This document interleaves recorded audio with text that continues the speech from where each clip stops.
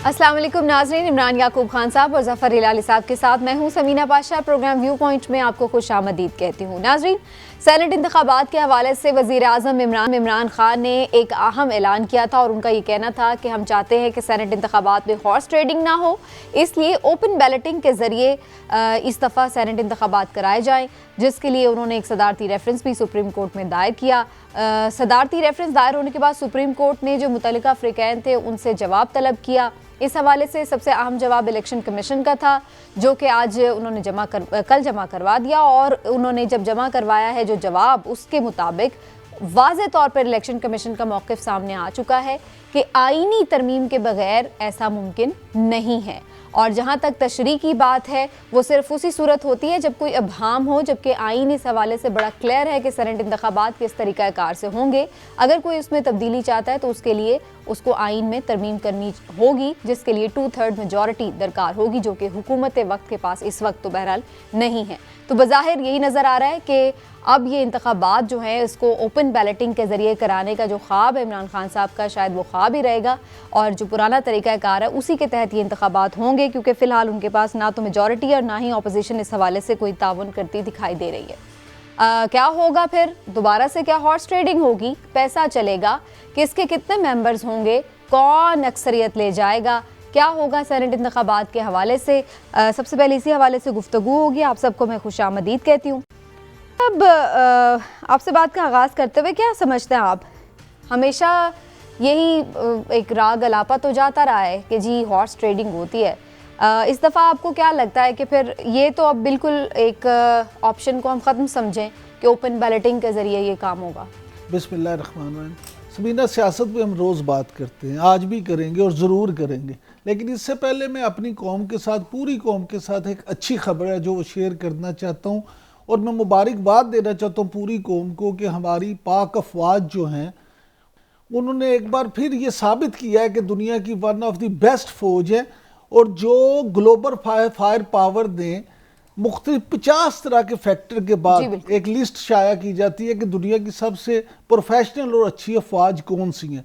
उसमें पाकिस्तानी फौज जो है वो 15वें नंबर से 10वें नंबर पे आ गई है। यानी आज हम दुनिया की जो टॉप 10 आर्मीज हैं दुनिया की, उनमें हम शामिल हैं। मान गए ना आप। और इसमें आप ये बिल्कुल हम तो मानते हैं और ये आप बात को समझे कि जो 5 डिग्री है, ये बाजवा डॉक्ट्राइन का इसमें बड़ा रोल है। बिल्कुल सही। जनरल कमरजावेद बाजवा की क़यादत में जिस तरह से प्रोफेशनली पाक फौज ने परफॉर्म किया और जिस तरह से पाक फौज काम कर रही है, इस पे पूरी कौम जो है फख्र कर सकती है और हम hats off to Pakistan army. बिल्कुल। अब आ जाता हूँ आपके सवाल की तरफ।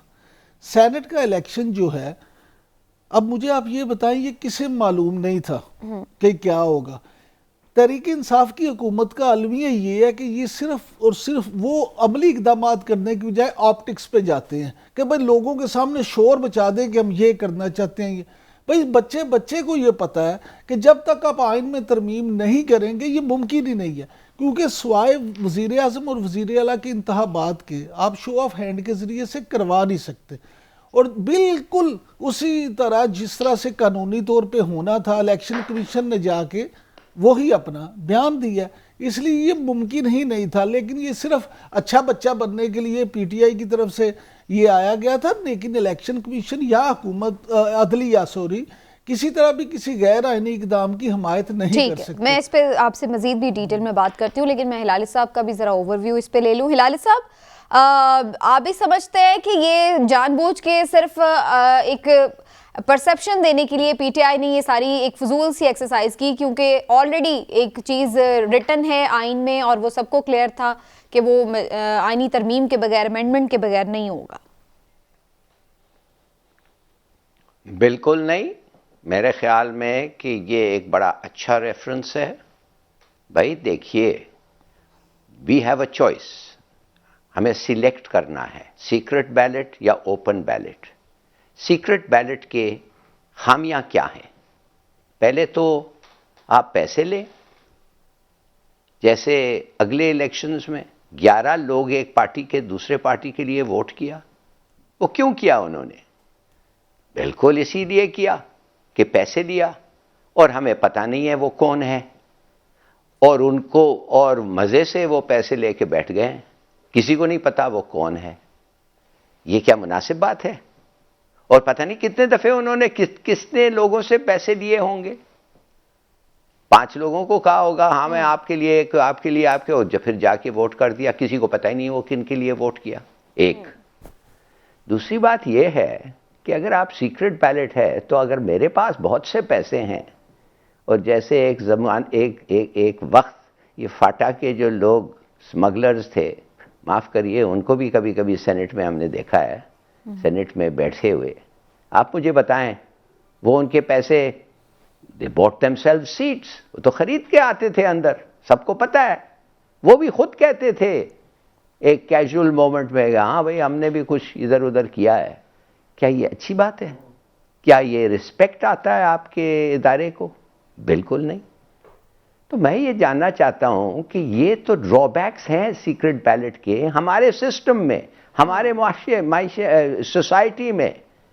तो ये क्यों नहीं, अगर किसी ने कहा आपकी बात तो ठीक है, लेकिन प्रॉब्लम हम ये इससे तो कोई इख्तिलाफ नहीं कर रहा कि इसमें प्रॉब्लम नहीं है, इससे तो सब इत्तेफाक कर रहे हैं कि हॉर्स ट्रेडिंग भी होती है, पैसा भी चलता है। लेकिन प्रॉब्लम ये है, जो मेरा सवाल भी है बेसिकली, कि आईन ऐसा कहता है और आईन में तरमीम फिलहाल ये गवर्नमेंट कर नहीं सकती, ये 2/3 मेजॉरिटी नहीं है, तो फिर उसके तो ये कह रहे हैं देखिए, माफ करिए, no let me interrupt you, ये कौन कह रहा है? चीफ इलेक्शन कमिश्नर कर रहा है आईन में तरमीम करो।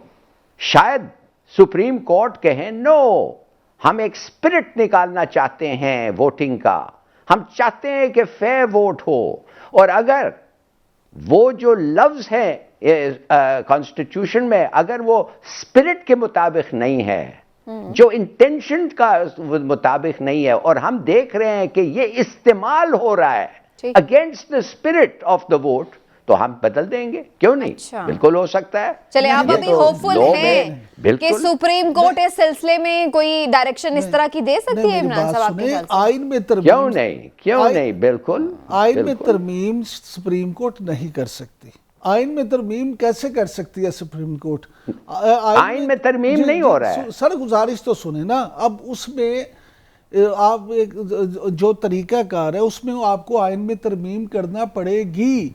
सुप्रीम कोर्ट ये डायरेक्शन तो दे सकती है कि ऐसा होना चाहिए, और हुकूमत इसके लिए पार्लिमानी तरीका इख्तियार करे, लेकिन सुप्रीम कोर्ट कभी भी ये डायरेक्शन नहीं दे सकती कि हमने आइन में तरमीम कर दी है, अब आप इस तरह से करवाएं।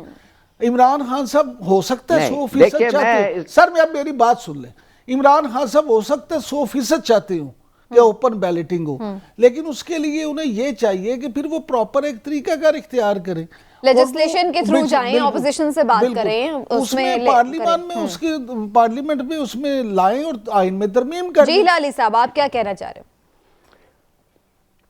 कॉन्स्टिट्यूशन में ये लिखा गया है कि एक वोट होना चाहिए, and it should be a sincere genuine vote. और उन्होंने देखा है कि जिस तरीके से प्रैक्टिस हो रहा है वो जेन्युइन फ्री वोट नहीं हो रहा है। तो अब कॉन्स्टिट्यूशन के पास, जजों के पास 2 फैसले हैं। मिसाल के तौर पे अगर उनको 2/3 गवर्नमेंट को मेजॉरिटी नहीं मिला, क्या आप कह रहे हैं सुप्रीम कोर्ट कहेगा तो फिर unfair vote, illegal vote, corrupt vote चलते रहे? हालांकि हमें पता है कि ये होता है इसलिए कि 2/3 मेजॉरिटी नहीं है। देखिए, मैं आपको बताना चाहता हूं, कभी कभी ये कहना कि अगर ट्रैफिक लाइट अगर लाल होता है तो हम क्रॉस नहीं करते, मगर अगर 1 महीने के लिए लाल होता है तो क्या सब गवर्नमेंट खड़ी, पूरे ट्रैफिक खड़ा रहेगा जब तक वो आके कोई मरम्मत नहीं की? Of course not. You've got to use your common sense। मैं नहीं कहता कि इमरान याकूब गलत कह रहा है, मैं कह रहा हूं प्रोबेबली सुप्रीम कोर्ट वही कहेगी जो वो कह रहा है। मगर मैं ये आपको बताना चाहता हूं, लैटिट्यूड हर चीज में होता है, और स्पिरिट की तरफ भी दी जाना चाहिए, आप ये कहते हैं। एक एक्सप्रेशन है अंग्रेजी में, सुनिए मेरी बात, एक एक्सप्रेशन है अंग्रेजी में, the law should never be made to look an ass गधा। The law should never be made to look an ass. अच्छा, अब मेरी बात सुन ले, आइन का आर्टिकल जो 226 के मुताबिक वज़ीर आज़म और वज़ीर आला के इंतखाबात के अलावा तमाम इंतखाबात खुफिया राय दही के जरिए से ही मुनक्किद हो ये तो सकते क्लियर हैं। है। अब सुन ले, उसी इलेक्शन एक्ट 2017 की शिक 122/6 के मुताबिक भी सीक्रेट बैलेट का ही जिक्र है, यानी जब वहाँ पे जिक्र है तो सीक्रेट बैलेट का जिक्र है।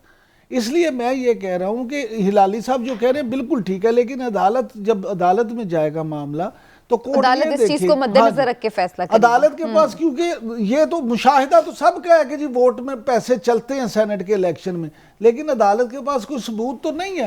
या तो उनके पास एविडेंस हो कि जनाब ये पैसे गए थे, ये एक प्रॉपर एविडेंस है, इसलिए इसमें ये है। अच्छा, फिर दूसरी एक चीज ये भी है कि जरूरी नहीं कि ये इसलिए सिर्फ नल एंड वाइड हो जाए बात की जी ये 2/3 मेजॉरिटी नहीं है, लेकिन अदालत ये रिकमेंड कर सकती है कि भाई बहुत सारी ऐसी लेजिस्लेशंस होती हैं जिसमें ऑपोजिशन आपका साथ दे देती बिल्कुल है, ऐसे ही है। तो ऐसी सूरत में उनके साथ बैठना जरूरी है। लेकिन वहां पर एक बहुत बड़ा इफ एंड बट है, लेकिन है, क्योंकि जाहिर है कि ऑपोजिशन के साथ जो हुकूमत की ताल्लुकात है वो इतने ज़बरदस्त हैं कि हम एक्सपेक्ट ही नहीं कर सकते कि ये फिलहाल बैठ के इतनी जल्दी कोई कानून साजी इस पे हो सकती है। लेकिन थोड़ा सा आगे डिस्कशन को ले जाते हुए इमरान साहब, अब जो भी है करंट सिचुएशन में आपको क्या लग रहा है, इससे हुकूमत को फायदा होने जा रहा है या नुकसान होने जा रहा है? आपके ख्याल से सीक्रेट बैलेटिंग होने से ये भी तो हो सकता है ना पीटीआई को उल्टा फायदा हो जाए और कोई एक आध इजाफी सीट ही मिल जाए इनको? अच्छा, मुझे नहीं लगता कि इसमें कुछ ज्यादा फायदा या नुकसान है। अच्छा। ये सिर्फ और सिर्फ सियासी गेम, पॉइंट स्कोरिंग है। होगा क्या होगा ये अब देखे। पीडीएम ये स्ट्रेटजी अपना रहा है कि वो अपने मुश्तरका उम्मीदवार लाएंगे। अभी इस पे फैसला होने मैं कह रहा हूँ स्ट्रेटजी बना रहा है, अभी ये नहीं मैंने कहा कि उन्होंने फैसला कर लिया। अगर वो इस तरह से कर लेते हैं तो कर लेंगे वैसे ये। अच्छा, कर भी सकते हैं। अच्छा, अगर ये कर भी लेते हैं तो फार्मूला क्या होगा? फार्मूला ये होगा कि वो पहले घर बैठ के ये बताएंगे जी पीपल्स पार्टी कितनी सीटें जीतेंगी। जैसे अगर आप अभी जो मौजूदा पोजीशन है अगर आप अंदाजा करें तो उसमें ये होता है जी कि अब अगर होता तो पीपल्स पार्टी जो है वो अपोजिशन की मैं बात कर रहा हूँ, वो 19 के करीब उसकी सीटें होंगी, मुस्लिम लीग नून की 18 के करीब होंगी और बलोचिस्तान अवामी पार्टी जो है उसकी 12 के करीब होंगी, और पीटीआई जो है वो नंबर 1 होगी इनमें। अब मुझे आप ये बताएं, अगर वो इस तरह से हिसाब लगाते हैं और वो मुश्तरका उम्मीदवार कर देते हैं कि जी हम सब मिलके कर लेते हैं, तो हमारे कम से कम इतने तो रहेंगे, लेकिन शायद हमें एक आधा साथ एक्स्ट्रा भी मिल जाए। अपने अपने उम्मीदवार वो सिक्योर कर लेंगे। आप ये समझ रहे हैं कि इस तरीके से और जो फिर ऑप्शन होती है ना, फर्स्ट ऑप्शन सेकंड ऑप्शन, उसमें उन्हें ये फायदा, कोई थोड़ा सा उन्हें ये फायदा हो जाएगा। आपको याद होगा पिछले यहाँ क्या हुआ था, जब गवर्नर चौधरी सरवर सेनेट का इलेक्शन लड़ रहे थे और मुस्लिम लीग नून का जुबैर गुल लड़ रहे थे, लेकिन उन्होंने ऐसा मिनोवरिंग की कि जुबैर गुल जो हैं वो सेकंड ऑप्शन पे चले गए और मुस्लिम लीग नून के वोटों से पीटीआई के चौधरी मोहम्मद सरवर कामयाब हो गए। तो इसलिए मैं समझता हूँ कि पीडीएम की हिकमत अमली हुकूमत उनके लिए फायदेमंद हो सकती है और हुकूमत को एक आध नशिस्त का नुकसान हो सकता है। अच्छा। अदरवाइज मैं नहीं समझता कि सीक्रेट बैलेटिंग या ओपन बैलेटिंग से कोई खास नतीजे में फर्क है। हिलाली साहब, आपकी क्या राय है इसी से मुतालिक? किसको फायदा होगा, कौन घाटे में रहेगा? देखिए, मुझे आप ये जवाब दें कि इलेक्शन ऑफ प्राइम मिनिस्टर के लिए ओपन वोट क्यों हो रहा है? अगर कोई फर्क नहीं है, अगर कोई एडवांटेज नहीं है, तो इलेक्शन ऑफ प्राइम मिनिस्टर में ओपन वोट है और सब सीक्रेट वोट है। क्यों? क्यों बताएं ना, क्यों? नहीं, वो तो इस वक्त कह रहे हैं कि गिवन सर्कमस्टांसेस में वो बात कर रहे हैं कि पीडीएम की मैं आपको बताता हूं क्यों। कोई नहीं ऐसी मूवमेंट, उनको पता है कि ये एक बहुत अहम वोट है और वो टॉलरेट नहीं कर सकते कि उधर भी पैसे चले, कि एक आदमी इलेक्शन जीत के आया है और उसकी पार्टी इसलिए कि पैसे नहीं है उनके पास, वो हार जाते हैं vote of the election of the prime minister. Changa मांगा में क्या हुआ था? बेनजीर भुट्टो जीत के आई थी और 1 साल बाद इतने पैसे इकट्ठे हो गए थे, थैंक्स टू वो तो बड़े लोग, वो तो आर्मी चीफ भी उस वक्त उनका वो मिर्जा बेग भी था और असद दुरानी भी थे, सब लगे हुए थे पैसे इकट्ठे करने में, कि वो वोशन ऑफ नो कॉन्फिडेंस में खत्म हो जाती। आप मुझे बताएं, तो फिर क्या किया उन्होंने? तो बदल दिया। क्यों बदला? It is a better system. तो क्यों नहीं हैव द बेटर सिस्टम भाई? आधा आप बेटर रखते हैं, आधा आप उसको रखते हैं, क्यों? एक ही ड्रॉबैक है, एक ही ड्रॉबैक है सीक्रेट बैलेट ओपन वोटिंग में, एक ही। और वो ड्रॉबैक क्या है? वो ये है कि देखिए, जब सीक्रेट वोट इसलिए है कि सीक्रेट कॉन्शियंस और मेरिट, आप कहते हैं जो भी हो, I want to vote my conference और कॉन्शियंस, और कभी कभी ऐसा होता है कि आप पार्टी जो है आपके कॉन्शियंस के खिलाफ जा रही है, मगर उस वक्त आपके पास एक आपका ऑप्शन होता फर्ज बनता है कि आपका फर्ज बनता है आप इस्तीफा दें। नो, आप कहें to the leader of the party, I can not follow your manifesto, your agenda, I resign, मगर ये करने के लिए तैयार नहीं है। तो ये सब लेकिन वैसे ये ओवरऑल भी इमरान साहब एक इसमें थोड़ा सा मैं अपना सवाल भी ऐड कर दूं, फिर आप इसको भी रिस्पॉन्ड कर दीजिए कि ये बड़ा कॉम्प्लिकेटेड सा भी सिस्टम है इस लिहाज से कि जो जाहिर है छोटी असेंबली है, बलूचिस्तान असेंबली है, उनके जो मेंबर्स हैं उनका वोट भारी तगड़ा हो जाता है। जो सबसे बड़ी असेंबली है उनके 5 मेंबर्स मिलके वो असेंबली का एक वोट बनता है उनका। तो कहने का मकसद ये कि उस तरीके से भी फिर वही बात आ जाती है कि वो एक ऐसा सा तासुर रहता है कि भाई वहां का वोट फिर ज्यादा महंगा बिकता है बलूचिस्तान का। उसकी वजह ये है, बुनियादी वजह ये है कि सेनेट में वो इक्वल नुमाइंदगी देनी होती है, क्योंकि वो चारों सूबों का ये मामला था कि 100 में सबको इकट्ठी, लेकिन वो फिर पैसों के मामले पड़ जाते हैं। अभी हिलाली साहब ने बात शुरू की थी कि जी इसलिए ये ओपन किया जाता है कि वजीर आजम के वोट में पैसे ना चले। हिलाली साहब, आप क्या समझते हैं कि वजीर आजम के वोट में पैसे नहीं चलते ओपन होने की वजह से? यहां भी लोगों को कायल किया जाता है। कमाल है। नहीं तो फिर तो आपको रेजिग्नेशन देना पड़ता है ना। अगर आप पार्टी विप लगा हो और आप उनके लिए नहीं वोट करते तो आप इस्तीफा दें। नहीं सर, यहाँ तो सर नहीं, यहाँ तो ये होता है ना सर कि ये कर लेते हैं कि पूरी पार्टियों को ही साथ चला लेते हैं, इत्तेहादी बना लेते हैं कि आप हमें वजीर आजम के लिए वोट दें, इसके बदले में आपको इतनी वजारतें देंगे, इतनी मशीर बनाएंगे, आपको इतने ये लाइसेंस देंगे, ये सारी चीजें कुछ लो कुछ दो। नहीं भाई, रिश्वत जो है वो पैसे में हो या इस तरह से। लेकिन अब बात ये है कि ये सारी चीजें इसी तरह से चलती हैं। हिलाली साहब का जो पॉइंट ऑफ व्यू है, मैं जाती तौर पे बिल्कुल उसकी बड़ी कदर करता हूँ कि होना ऐसे चाहिए, लेकिन हमारा अलविया ये है कि यहाँ ऐसे मुमकिन नहीं है क्योंकि आइन इसकी इजाजत नहीं देता। अगर आपने ये सिस्टम करना है तो आप आइन में तब्दीली लाएं और जरूर करें। लेकिन ये लाएगा कौन? कभी आएगी आइन में उसी वक्त तब्दीली आएगी जब इनका ज़र्फ, हमारे नुमाइंदों का ज़र्फ इतना होगा। जो भी हिलाली साहब बात कर रहे थे कि जनाब अगर आपने इख्तलाफ करना है तो अपने लीडर से जाके कहें कि मैं आपकी ये बात से इत्तेफाक नहीं करता, ये है मेरा रिजाइन। इतने फिर आप में गट्स होने चाहिए। आप फिर बताएं कौन सा पीटीआई का, पीपल्स पार्टी का, नून लीग का कौन सा ऐसा मेंबर है जो इतना ज़र्फ रखता है और जाके वो अपने लीडर से कहे कि जनाब मैं यहाँ इख्तलाफ करने की कोई जुर्रत नहीं कर सकता।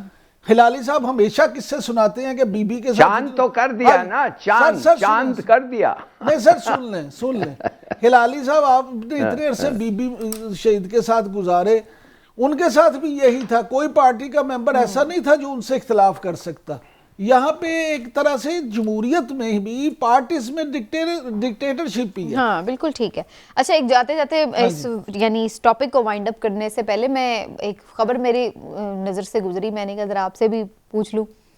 मौलाना साहब खुद भी कोई सेनेटर बनने जा रहे हैं, सुना है कोई कहीं दूरदार की खबर है कि शायद वो चेयरमैन सेनेट का इंतखाब भी लड़ लें। अब उसमें क्या है, पीडीएम में जो ये एक बन रहा है ना मामला कि जी हम इकट्ठे वो कर लें, उसमें एक तजवीज़ ये भी है कि पीडीएम इकट्ठे अपने कैंडिडेट दे दे मुश्तरका, और मौलाना फजलुर रहमान को भी सेनेटर मुंतखब करवा लिया जाए ताकि सेनेट में भी जब इस तरह के मामलात हों तो मौलाना अपनी गर्ज चमक के साथ वहां पे पूरी अच्छी तरह अपने ख्यालात का इजहार कर सके। और फिर अगर चेयरमैन सेनेट भी बन सकते, नहीं चेयरमैन सेनेट कुछ हो रहे, उससे बड़ी बात मैं आपसे करने लगा हूं। और कल को अगर नो कॉन्फिडेंस की पोजीशन आती है तो मौलाना फिर वहां भी मौलाना, क्योंकि पीडीएम जो है वो इस वक्त मौलाना पूरा मौलाना की क़यादत में काम कर रहा है, तो मौलाना ये चाहते हैं कि आइन वो इदारों में वहां अंदर भी चले जाए। अच्छा हिलाली साहब, आप कुछ कमेंट करना चाहेंगे इस पे? अगर ऐसा हो तो ये वैसे इंटरेस्टिंग सिचुएशन बन सकती है। हाँ, मेरे ख्याल में कि मौलाना साहब को बहुत दफ़े जाना पड़ेगा रावलपिंडी और पिज्जा से ज़्यादा खाना पड़ेगा उधर। और माने कि चेयरमैन मौलाना- सेनेट जो है मौलाना वो साहब- एक्टिंग प्रेसिडेंट भी हाँ, होता है, और हाँ इस जी। सूरत में अगर ऐसी कोई सिचुएशन बनती है तो सोचे प्राइम मिनिस्टर नहीं, इमरान खान हो और प्रेसिडेंट फिर इमरान खान प्रेसिडेंट साहब बैरून मुल्क दौरे पे नहीं जाएंगे। नहीं, इमरान खान साहब नहीं, चेयरमैन बस सेनेट। आरिफ अलवी नहीं ना जाएंगे और फिर इमरान खान भी नहीं जाएंगे कि पीछे से ना कुछ गड़बड़ ना हो प्रेसिडेंट और मौलाना साहब कमांडर इन चीफ बन जाएंगे। चलें जी, देखते हैं जी आने वाले दिनों में क्या अहम फैसले होते हैं। ऐसे एक छोटा सा ब्रेक लेते हैं नाज़रीन, वापस आते हैं तो एक और अहम इशू के हवाले से बात करेंगे। कराची की जो मरदमशुमारी है उस पर ख़ासे तहफ़्फ़ुज़ात थे MQM के, हत्ता कि उन्होंने गवर्नमेंट छोड़ने की भी धमकियाँ दी थी। उसके बाद कल एक अहम मीटिंग हुई जिस पे कुछ मामला तय पा गए हैं, क्या तय पाए हैं, लेकिन इसके बावजूद भी आज मुस्तफ़ा कमाल साहब कुछ उस पर कुछ सेटिस्फाइड नज़र नहीं आए। क्यों? बात होगी ब्रेक के बाद हमारे साथ।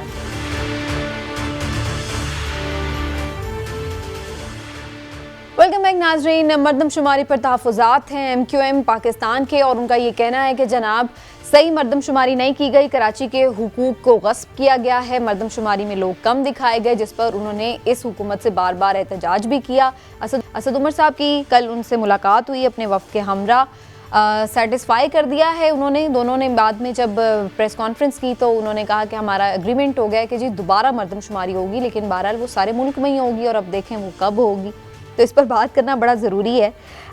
मुस्तफ़ा कमाल साहब ने आज इस हवाले से बड़ा गुस्से का इजहार किया और उन्होंने क्या कहा, मैं ज़रा आपको पहले सुनवा देती हूँ फिर उसके बाद बात करते हैं। आज का ये मजमा देख लो और ये फैसला कर लो कि हमें खुद गिनने आते हो या हम आए गिनवाने के लिए तुम्हारे पास। फिर 3 करोड़ आवाम इस कराची की इन हुक्मरानों को पकड़ पकड़ कर अपने आप को गिनवाएगा। कराची की आबादी कहीं से भी 3 करोड़ से कम नहीं है। ये एक मुतनाज़ा मरदमशुमारी थी, 3 सालों से इसको लीगलाइज नहीं किया गया था। हिलाली साहब, मुस्तफ़ा कमाल को ये क्यों लग रहा है कि MQM पाकिस्तान ने उस मरदमशुमारी यानी जो लास्ट मरदमशुमारी थी जो कंट्रोवर्शियल थी उसको मान लिया है?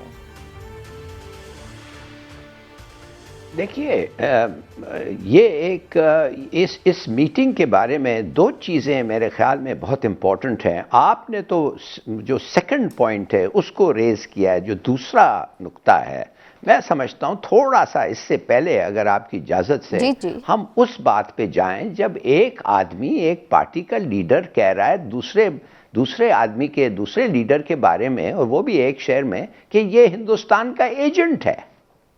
माने ये तो कमाल है, ऐसे इस किस्म की एक्यूजेशन कहना कि वो एजेंट है। अरे भाई, आपको पता है तो बता दो, आपको अगर पता है तो प्रूफ दे दो और वो अरेस्ट हो जाएगा। ये तो हिलाली साहब सारे एक दूसरे को कहते पता है हाँ, और अगर आपको नहीं पता है तो इस किस्म का एक्यूजेशन मेरे ख्याल में थोड़ा सा टू मी बड़ा इररिस्पॉन्सिबल, गैर जिम्मेदार लगता है। दूसरी बात में आपको यही, जो आपका सवाल पे जी अब आपके सवाल पे हम आ जाते हैं। देखिए, मैं समझ नहीं आ रही है, ठीक है ये 2017 का जो सेंसस था वो कंट्रोवर्शियल था और ठीक है वो गिने नहीं, मगर आप तो उसको एक्सेप्ट किया है ना। आपने एक्सेप्ट करके एक इलेक्शंस उसके बेसिस पे आप लड़े हैं और आप इलेक्ट हुए हैं और आप गवर्नमेंट में आ गए और अब आप कैबिनेट में हैं, तो ये कैसे कह सकते हैं कि वो बेसिस ही गलत था? अगर बेसिस ही गलत था तो उस वक्त आप हिस्सा नहीं लेते, इस वक्त आप कैबिनेट में नहीं होते। एक तो वो आपने कर दिया, और अभी आप लोकल इलेक्शंस होने वाले हैं कि आप उनको रिजेक्ट करेंगे? नहीं, आप उसमें भी हिस्सा ले रहे हैं। तो बड़ी अच्छी बात है कि कॉम्प्रोमाइज हो गया है। मैं तहरीक इंसाफ को मैं दाद देता हूं कि वो आए हैं, वो मान गए हैं कि ये सेंसस ठीक नहीं था, और उन्होंने कहा 10 साल अभी आपको ठहरना नहीं पड़ेगा, 3 साल के बाद ये सेंसस होगा और इंशाल्लाह वो सेंसस होगा। It's a good compromise. अच्छा, इमरान साहब, आपको लगता है पसे पर्दा कुछ और लेन देन हुआ है जिस पर ये एग्रीमेंट हुआ है, या बाकी बात सेंसस तक थी? मैं समझता हूँ कि हिलाली साहब जो कह रहे थे ना, ये बिल्कुल भी उस तरह से नहीं है। उसकी बुनियादी वजह क्या है? पीटीआई ने गेंद अपनी कोर्ट से निकाल के अगली आने वाली हुकूमत के कोर्ट में फेंक दी है। 3 साल बाद तो गवर्नमेंट 3 साल बाद तो उनकी हुकूमत ही नहीं होगी। उन्होंने कहा साढ़े सिरों लथो अगले जानन ते तुसी जानो। आपको कैसे पता?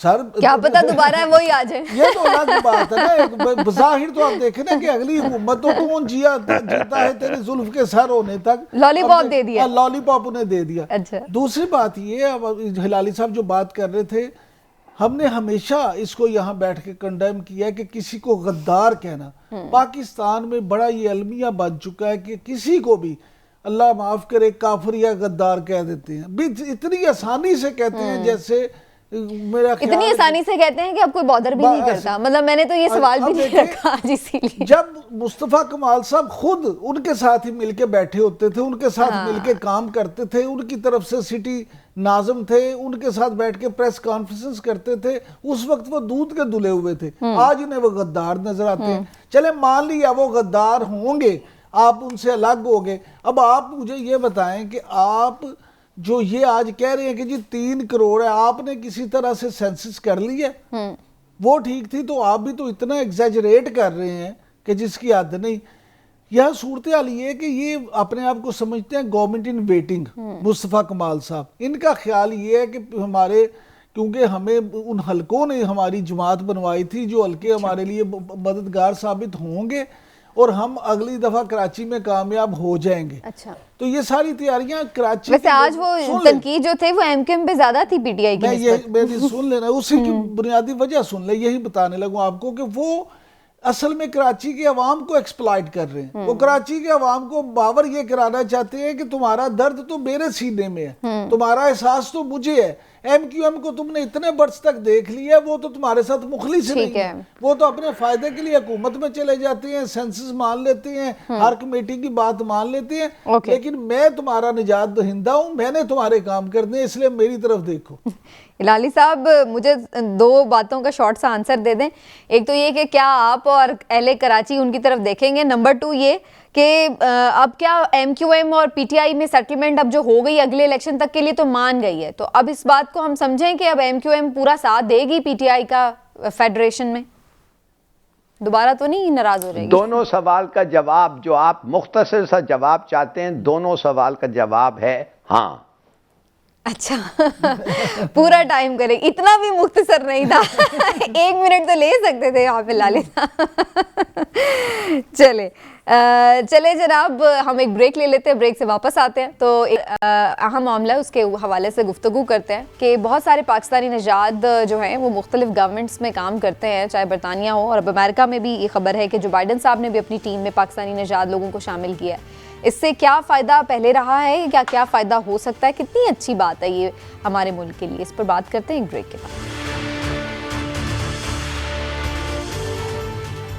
वेलकम बैक नाज़रीन। नौमुंतखब अमरीकी सदर जो बाइडन ने अपनी टीम में एक और पाकिस्तानी नजाद शहरी को शामिल किया है और इनका नाम बताया जा रहा है जी सलमान अहमद साहब, जो कि खारजा पॉलिसी की टीम में शामिल होंगे। बड़ी अहम वजारत है जिसमें ये शामिल हैं।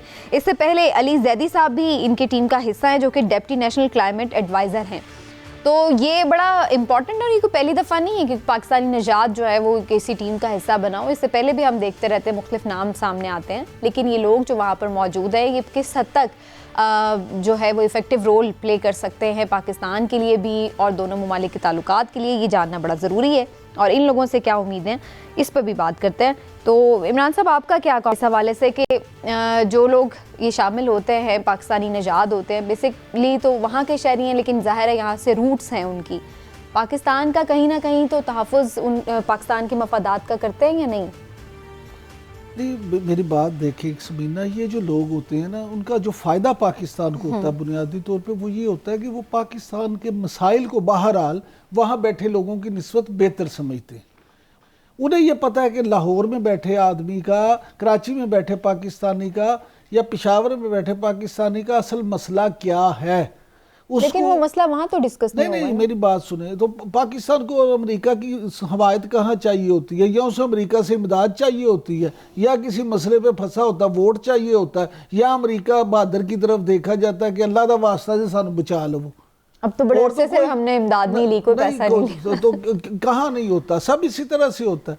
इसलिए ये सारी चीज़ें जो होती है वहाँ फ़ायदा अल्टीमेटली ज़रूर होता है जब पाकिस्तानी निजाद वहाँ पे होंगे टीम में, तो उसका फायदा ये होगा कि वो पाकिस्तान के लिए कुछ ना, वो पंजाबी में कहते हैं कि अपना मारेगा तो छावी मारेगा, तुप्पे नहीं सुटेगा। अच्छा, तो उसमें मैं समझता हूँ कि पाकिस्तान को ये फायदा होता है। और आप ये देखें कि पाकिस्तानी माशाल्लाह, ये नहीं कि उनको सिर्फ पाकिस्तानी निजात होने की वजह से रखा जाता है, उनकी काबिलियत की वजह से रखा जाता है। तो पाकिस्तान के लिए अदरवाइज उस लिहाज से भी एक एजाज की बात है कि जी पाकिस्तानी निजात जो लोग हैं वो अमेरिका के प्रेसिडेंट जो हैं उनकी टीम में हैं और उनके लिए वहां परफॉर्म करेंगे। मैं इसको जाती तौर पे बड़ा ही अच्छा और खुशगवार समझता हूँ और पाकिस्तान के लिए खुशाइंद भी समझता हूँ। चलिए मैं लाले साहब से जानती हूँ। लाले साहब, आप तो जाहिर है रहे हैं फॉरेन मिनिस्ट्री में भी, तो आपको तो ज्यादा इन चीजों का आइडिया है। आपके ख्याल से क्या फायदा होता है इन लोगों का?